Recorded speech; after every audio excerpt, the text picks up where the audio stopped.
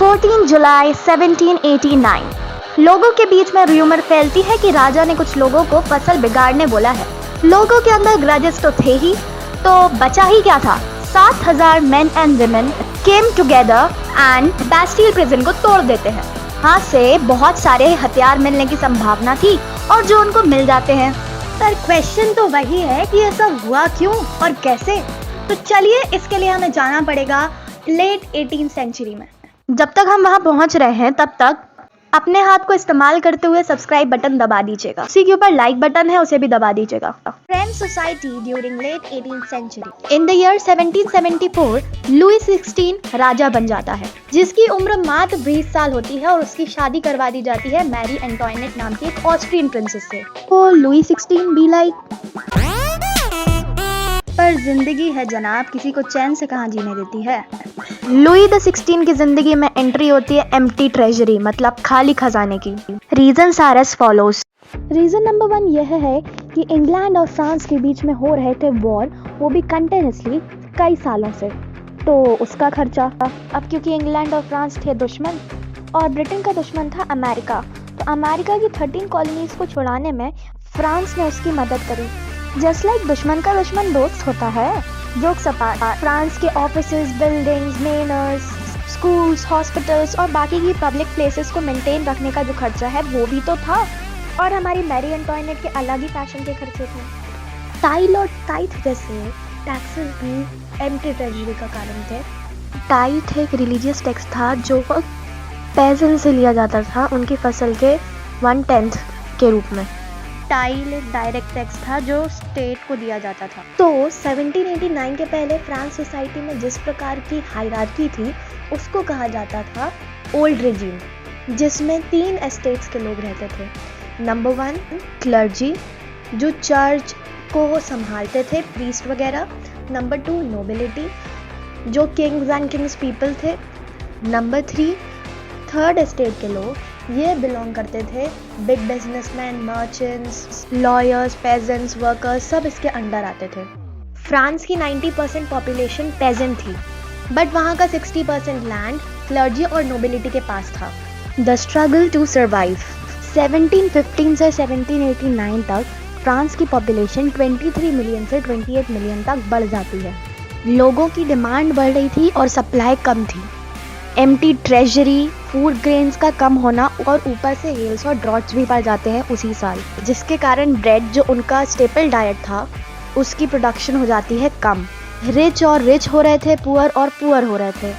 लोगों की bodies week हो रही थी, जिसके कारण एपिडेमिक्स फैल रहा था। ऊपर से जो औरतें थी वो फूड राइट्स कर रही थी। इस पूरी सिचुएशन को बोला गया subsistence crisis. Growing middle class and envisages and end to privileges. लोग रिवोल्ट्स तो कर रहे थे पर उनमें उन्हें सक्सेस नहीं मिल रही थी। रीजन था एजुकेशन की कमी। बट अब रिवोल्ट्स में कुछ एजुकेटेड लोग भी पार्ट लेने लगे थे। उनका यह मानना था या फिर उनकी यह सोच थी कि no one should be privileged by birth. किसी को भी बर्थ के अकॉर्डिंग राइट्स नहीं मिलने चाहिए, उनकी मेरिट के हिसाब से राइट्स मिलने चाहिए। जस्ट लाइक नोबिलिटी और क्लर्जी पीपल को just because they are born in that family उनको वो राइट्स मिल रहे थे, उनको वो नहीं मिलने चाहिए। लोगों के अंदर freedom, equal laws and opportunities जैसे आइडियाज आ रहे थे और यही फिलोसोफर्स अपनी बुक्स में दे रहे थे।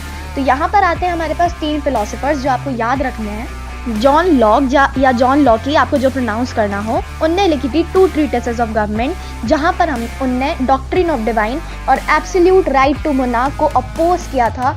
बोला था कि एब्सोल्यूट राइट नहीं होना चाहिए किसी भी मोनार्क के पास।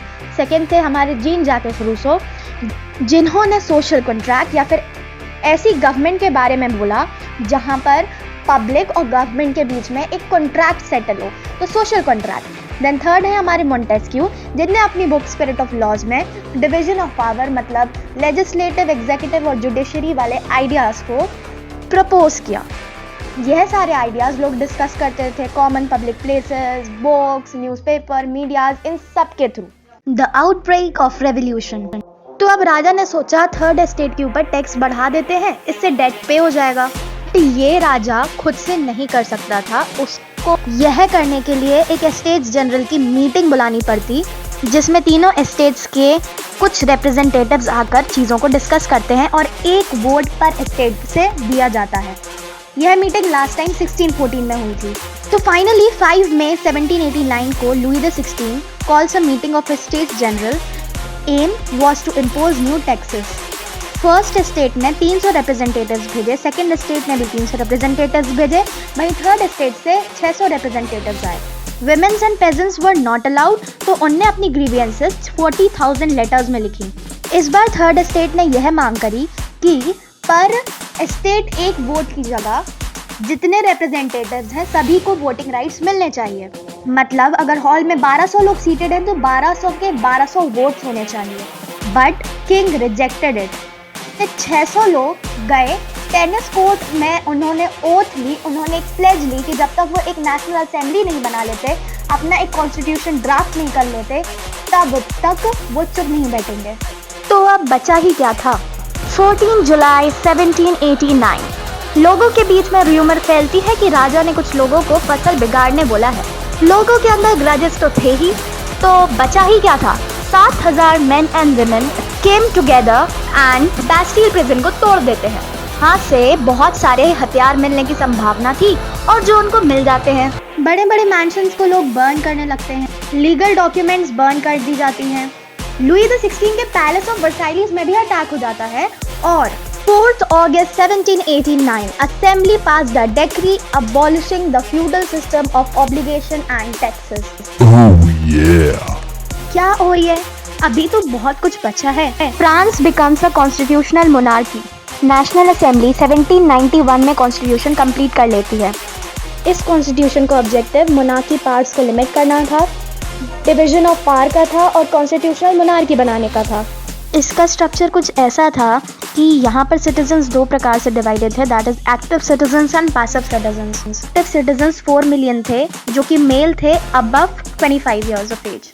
Passive citizens, women, children and under 25 males who were unpropertied. Active citizens के पास वोटिंग राइट्स थे। वो 50,000 इलेक्टर्स को चुनते। ये इलेक्टर्स नेशनल असेंबली और जज को चुनते थे और नेशनल असेंबली का डायरेक्ट कंट्रोल होता था किंग पर और जितने मिनिस्टर्स थे उन पर। किंग के पास एक वीटो नाम की पावर थी, मतलब वो बस एक डिसीजन को रिकंसिडरेशन के लिए भेज सकता था। अब आप एक चीज़ नोटिस करिएगा कि constitution began with declaration of rights of man and citizen. Man और सिटीजन के राइट्स कंसिडर किए गए, कहीं भी विमेन इंक्लूडेड नहीं थी। ये कुछ नेचुरल और इनएलिएनेबल राइट्स थे, जैसे right to life, right to speech, right to freedom of opinion, equality before law etcetera. France abolishes monarchy and becomes a republic. King क्योंकि उसके पास कोई पावर नहीं थी, प्रूशिया और ऑस्ट्रिया के साथ कुछ सीक्रेट नेगोशिएशंस पर जा रहा था। इसकी भनक नेशनल असेंबली को लग जाती है और उससे पहले कि प्रूशिया और ऑस्ट्रिया कुछ करें, नेशनल असेंबली उनके अगेंस्ट वॉर डिक्लेयर कर देती है। इसी बीच मर्साइलिस, जो आज का फ्रांस का प्रेजेंट नेशनल एंथम है, वो बना था रॉजिट दे आइल के द्वारा। जितने मेन थे वो वॉर में एंगेज थे और जितनी विमेन्स थी वो घर की सारी रिस्पॉन्सिबिलिटीज, अर्निंग से लेकर हर चीज़ निभा रही थी। लोगों को लगा कि रेवोल्यूशन कंटिन्यू किया जाना चाहिए क्योंकि अभी तक सिर्फ रिचर सेक्शंस जो थे उनको प्रिविलेज मिली थी। तो इस सोच में कई सारे क्लब्स बनने लगे, जिनमें से एक बहुत फेमस क्लब था जिसका नाम था जैकोबिन क्लब। इस क्लब के लोग जैकोबिन्स कहलाते थे। ये small shopkeepers, artisans, shoe makers, pastry cookers, watch maker, printers, servants और डेली वेज वर्कर्स थे। इनका हेड था मैक्सिमिलियन रॉबेस्पायर। का फैशन भी अलग ही था, जैसे आप देख सकते हैं। इनको सैंस क्लब्स बुलाया जाता था, मतलब दोज विदाउट नी ब्यूट्रेस। मैन एक रेड कैप पहनते थे जो लिबर्टी को दर्शाता था। ये जैकोबिन्स रेवोल्यूशन करते हैं और हमला कर देते हैं पैलेस ऑफ ट्यूइलरीज पर, जो लुई द 16 का प्रेजेंट पैलेस था। And Louis the 16 was sentenced to death after the charge of treason in Place de la Concorde. The reign of terror. King के एग्जीक्यूशन के बाद जैकोबिन्स पावर में आ जाते हैं और मैक्सिमिलियन रॉबेस्पायर पूरे फ्रांस का डिक्टेटर बन जाता है। रॉबेस्पायर उन लोगों को बहुत ही ज़्यादा पनिशमेंट देता था जो एक्स नोबल्स थे और एक्स क्लर्जी पीपल थे। उसने सारे चर्चेस बंद करवा दिए और वहाँ ऑफिसेस खुलवा दिए। ये एक्स नोबल्स और क्लर्जी पीपल को अरेस्ट करके इम्प्रिजन कर देता था और अगर वो ट्रायल में गिल्टी फाइंड होते थे तो उनको सीधे गिलेटॉइन में एग्जीक्यूट कर दिया जाता था। अब ये गिलेटॉइन किस खेत की मूली है? ये कोई मूली नहीं है, ये एक मशीन है जो लोगों का सर कलम करवाने के लिए यूज होती थी।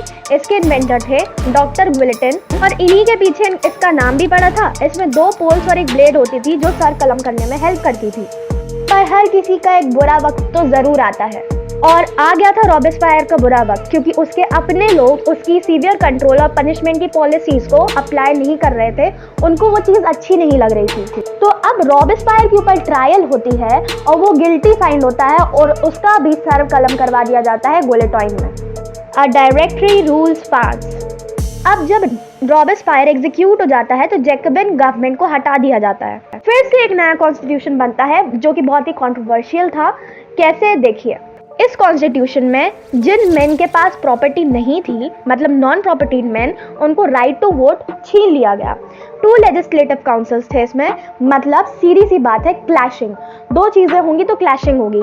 पर उस चीज़ को प्रिवेंट करने के लिए कि रॉबेस्पायर जैसा एक आदमी फिर से आके रूल करने लगे, इसलिए 2 लेजिस्लेटिव काउंसिल्स बनाई गई और एक एग्जीक्यूटिव काउंसिल बनाई गई 5 लोगों के द्वारा। बट ये ज़्यादा वक्त तक टिकी नहीं और देन 1805 में नेपोलियन पावर में आता है और इनिशियली लोगों को लगा कि वो लिबरेटर है, हमारी हेल्प करने आया है, बट बाद में पता चलता है कि नहीं, ये एक डिक्टेटर है और बहुत क्रूशियल डिक्टेटर है। फाइनली 1815 के वाटरलू के एक वॉर में नेपोलियन हार जाता है और इधर खत्म होता है फ्रेंच रेवोल्यूशन। बट अभी पिक्चर बाकी है मेरे दोस्त। Did women have a revolution? हमने देखा हर जगह विमेन एक्टिव पार्टिसिपेंट्स थी और वो होप कर रही थी कि फ्रेंच रेवोल्यूशन के बाद हमारी कंडीशन थोड़ी सुधर जाएगी, पर ऐसा कुछ नहीं हुआ। उनको पैसे चाहिए थे to earn a living, education और जॉब के लिए छोटे छोटे काम करती थी वो, और उनको उतने वेजेस नहीं मिलते थे, उनके वेजेस मैन से कम थे। इसका आउटकम यह निकल के आया कि उन्होंने पॉलिटिकल क्लब्स, न्यूज़पेपर्स, ये सब छापना शुरू कर दिया। फेमस क्लब का नाम जिसे आपको याद रखना होगा वो है the society of revolution and Republican women. यह क्लब्स डिमांड करते थे पॉलिटिकल राइट्स की जो मैन के बराबर हों। ऐसा नहीं है कि कोई भी स्टेप नहीं लिया गया। स्कूल्स खोले गए एजुकेशन के लिए। Marriage will be according to the will of the daughter, कहीं भी पेरेंट्स उनको फोर्स नहीं कर सकते थे। डिवोर्स लीगल बना दिया गया। दे बिकेम आर्टिस्ट और रन स्मॉल बिजनेस। तो ऐसा नहीं है कुछ नहीं किया गया, बट फिर भी उनको पॉलिटिकल राइट्स नहीं मिले। ये 1946 के विमेन सफ्रेजेट मूवमेंट्स में ही मिले थे। यह एक बहुत ही बड़ा रेवोल्यूशन था। अब एक हस्ती का नाम आपको याद रखना है जिनका नाम है ओलंपे द गॉडेस, जो बहुत ही बड़ी रेवोल्यूशनरी थी और इनने बहुत सारी चीज़ें करी, but she died. Here ends our chapter the abolition of slavery. किसी शॉर्ट्स में अपलोड कर दूंगी।